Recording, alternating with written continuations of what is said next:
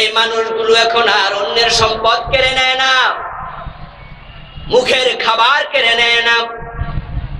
এমন পরিবর্তন হয়েছে কোরআনের মাধ্যমে, নিজে না খেয়ে অন্যকে এখন খাওয়াইয়া দেয়।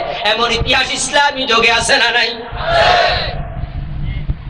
কোরআন এমন এক কিতাব যেটা মনের অন্ধকার দূর করে দেয়। এখন আজকে সেই কোরআনের দিকে আমরা ডাকি। আজকের এই মাহফিল কোরআনেরই মাহফিল, তোমরা কেন বুঝো না?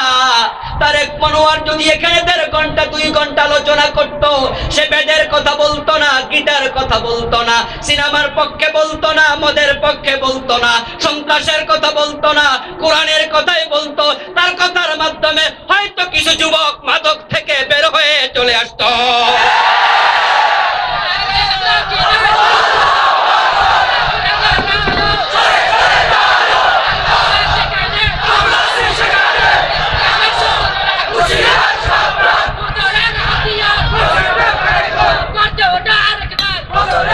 আমার ভাইয়েরা, আপনাদের কাছে আমরা বিনীত আরজ করতে চাই, মোহতারাম চেয়ারম্যান সাহেব সংক্ষেপে চমৎকার বলেছেন। মাওলানা বদিউল আলম, বঙ্গবন্ধুর স্বপ্নের সোনার বাংলাদেশ গড়তে যদি চাও, তাহলে সুদখোর দিয়ে হবে না, ঘুষখোর দিয়ে পরিবর্তন হবে না, দান্দাবাজ রাহাজানিকারীকে দিয়ে হবে না, কিছু কোরআনওয়ালা ভালো মানুষ লাগবেই।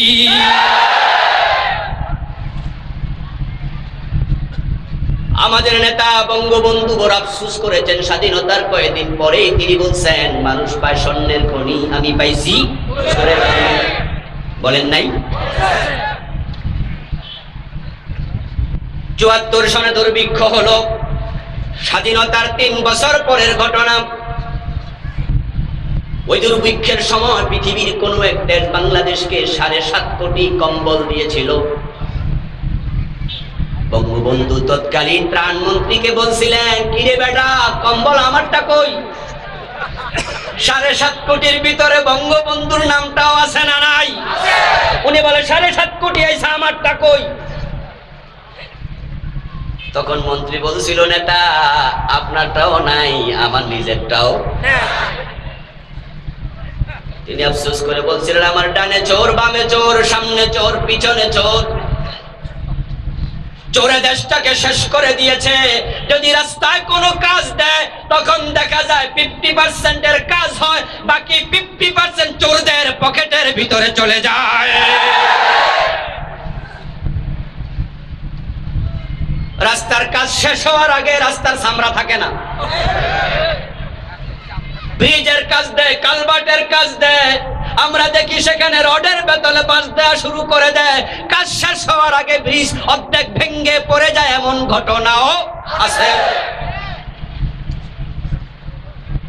ওদেরকে দিয়ে সোনার বাংলাদেশ গঠন করা যাবে না।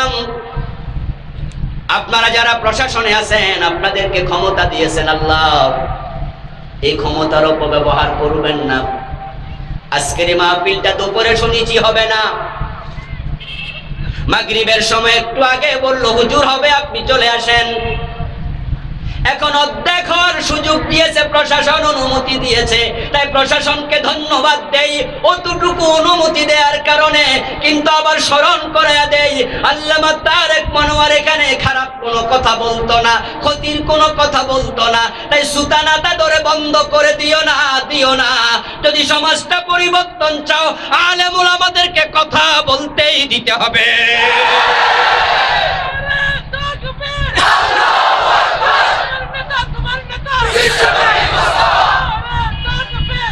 আমার ভাইয়ারা, আপনারা শুনেছেন অনুমতি আনে না ইত্যাদি কারণ, করোনা চলছে।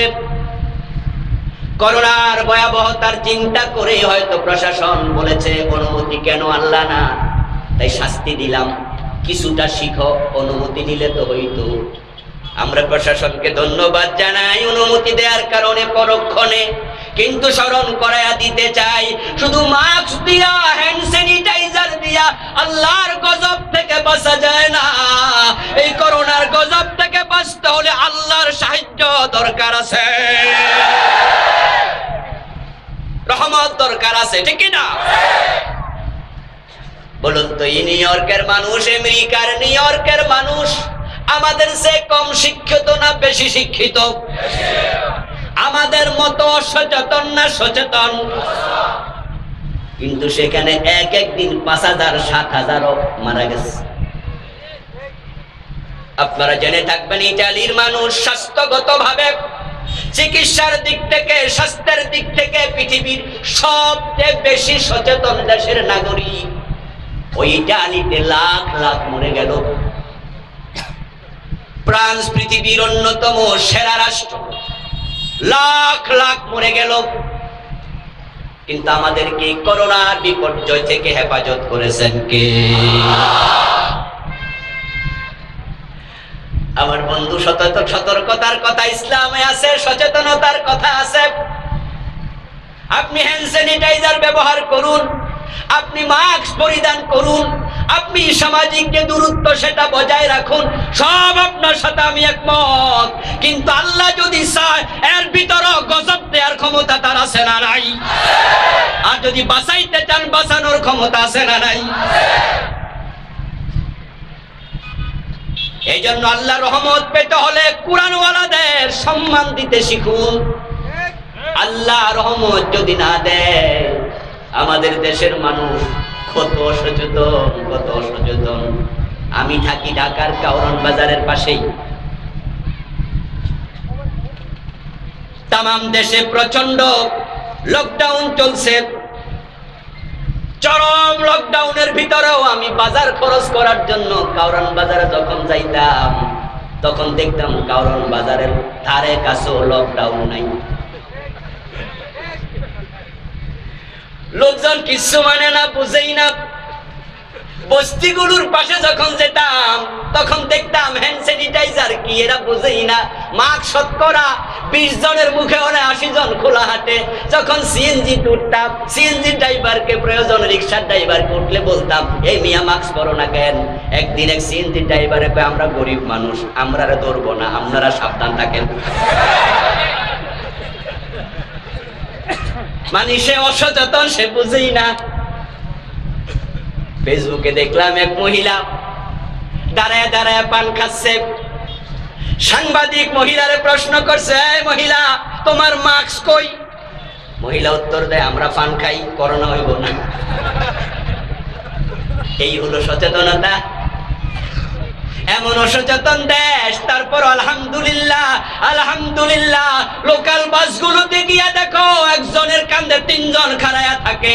বাজারে গিয়া দেখো মানুষের অভাব নাই। সিনেমা-হল খুলে দেওয়া হয়েছে, সেখানে মানুষের অভাব নাই। একটা গার্মেন্টস ফ্যাক্টরিতে 10,000 কর্মচারী, 15,000 কর্মচারী আছে, সেখানেও আল্লাহ হেফাজত করতেছে। হেফাজত পেতে হলে আল্লাহর কাছে ফিরে আসতে হবে।